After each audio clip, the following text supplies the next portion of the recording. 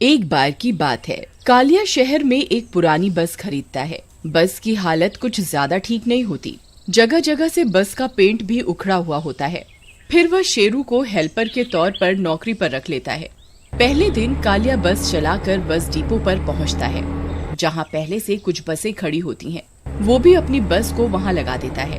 अरे आओ आओ आओ, दिल्ली टू मनाली चलक चलक चलक, जल्दी आ पहले और खिड़की वाली सीट पाओ। आओ आओ जल्दी जल्दी आ दिल्ली टू मनाली। लेकिन उसकी बस की हालत कुछ ठीक नहीं होती। उसकी बस पुरानी होने की वजह से ज्यादा सवारियां उसकी बस में कोई दिलचस्पी नहीं लेती और दूसरी बस में चढ़ जाती हैं। उस दिन कालिया की बस में सिर्फ 5 सवारियां ही चढ़ती हैं। अरे उस्ताद, अगर इन 5 सवारियों को मनाली लेकर गए तो पल्ले से डीजल के पैसे लगाने होंगे। इतनी कम सवारियों में कोई फायदा नहीं होने वाला। तुम सही कहते हो, इन सबको बस से उतार दो, बोल दो बस कहीं नहीं जा रही। फिर शेरू सभी सवारियों को बस से नीचे उतारने लगता है। चलो चलो चलो, ये बस कहीं नहीं जा रही, चलो पतली गली से निकलना, चलो चलो। अरे बड़ा बदतमीज बस वाला है, पहले तो इस खटारा बस में बैठा लिया और अब उतार रहा है। इस तरह अगले दिन भी उसकी बस में सिर्फ 4 सवारियां ही बैठती हैं। वह उन्हें भी उतार देता है। उस्ताद जी, इस तरह तो हम बर्बाद हो जाएंगे, हमें कुछ न कुछ उपाय करना ही होगा। मेरे पास एक तरकीब है। फिर अगले दिन शेरू एक गांव की सुंदर लड़की को अपने साथ ले आता है और उसे बस कंडक्टर बना देता है। आओ आओ दिल्ली टू मनाली, जल्दी जल्दी आओ, पहले आओ और पहले खिड़की की सीट पाओ। इतनी सुंदर कंडक्टर को देखकर सब सवारियां दूसरी बस से उतरकर कालिया की बस की ओर आ जाती हैं। अब उसकी बस पूरी तरह से भर जाती है। अरे वाह वाह शेरू, तेरी तरकीब तो काम कर गई भाई, आज तो मजा ही आ गया। अजी सुनिए, आपके बगल वाली सीट की टिकट कितने की है जी? जी आप यहाँ नहीं बैठ सकते, ये सीट रिजर्व है, यहाँ सिर्फ कंडक्टर ही बैठ सकता है। अरे हट पीछे। अरे सुनो, मुझसे ज्यादा पैसे ले लो और मुझे यहाँ अपने साथ बैठने दो ना।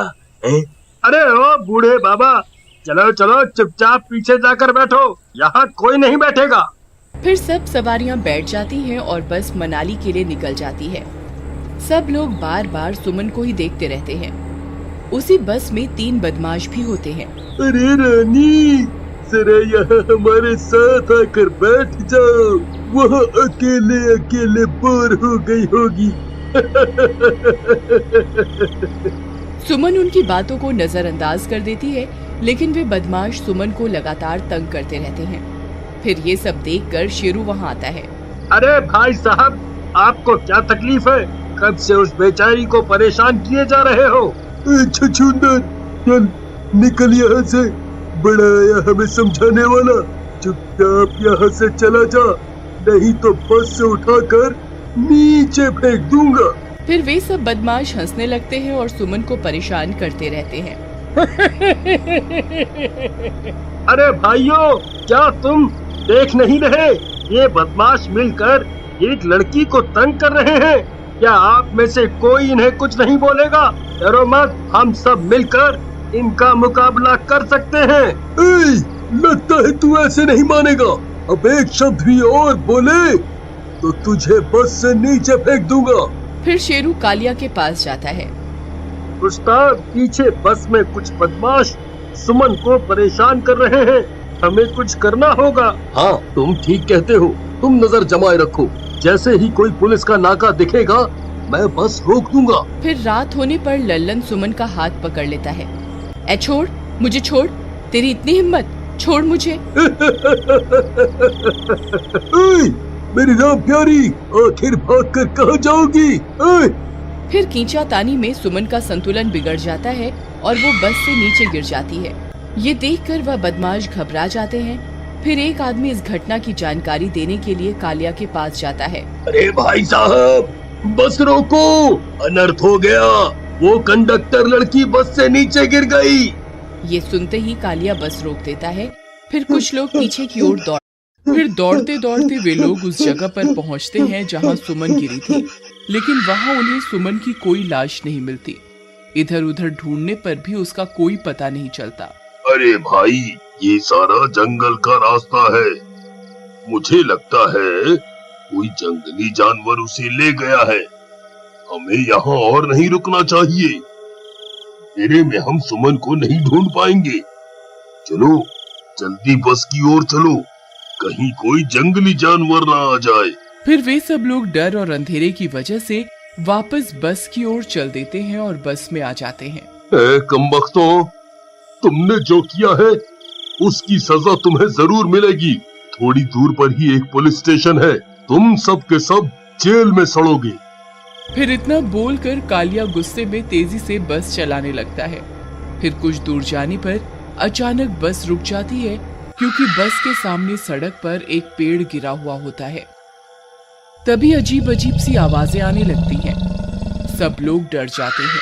अरे मर गए रे, ये कौन कुर्रा रहा है भाई?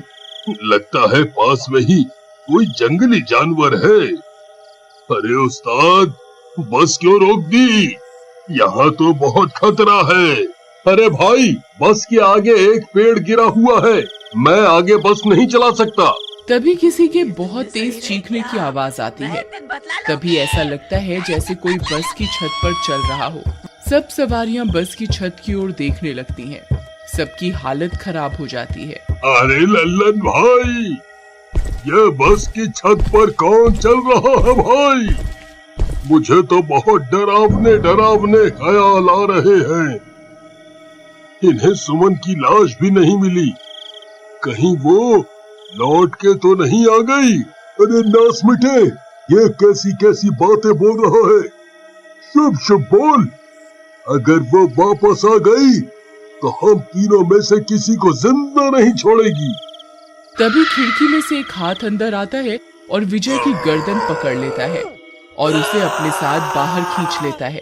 अरे अरे मर गई रे, ये तो किसी चुड़ैल का हाथ था भाई। आई मम्मी, बचा लो बचा लो, सुमन चुड़ैल बनकर वापस आ गई, अब क्या होगा?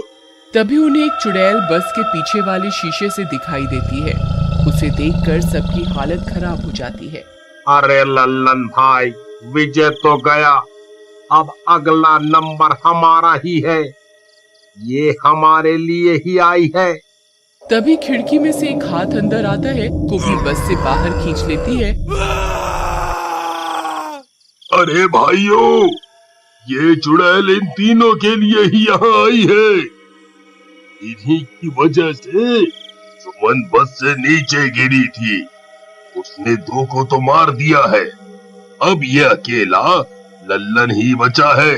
चलो हम सब मिलकर इसे बस से नीचे फेंक देते हैं, जिससे उस चुड़ैल का बदला पूरा हो जाएगा और वो यहाँ से चली जाएगी।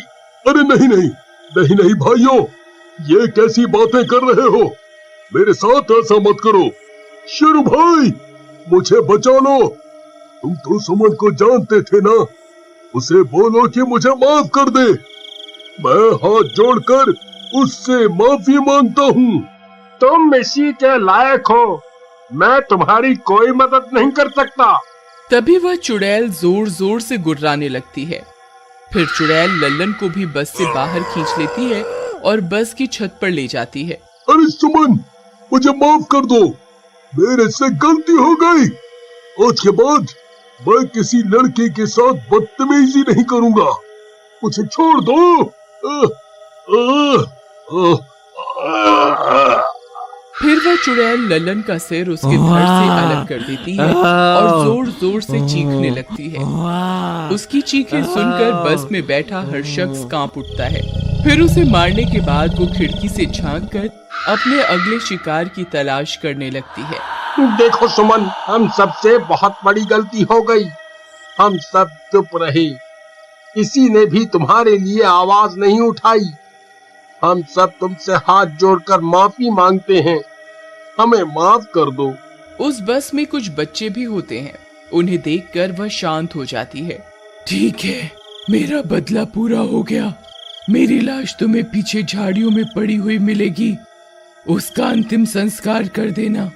फिर शेरू और कालिया मिलकर उसकी लाश का अंतिम संस्कार कर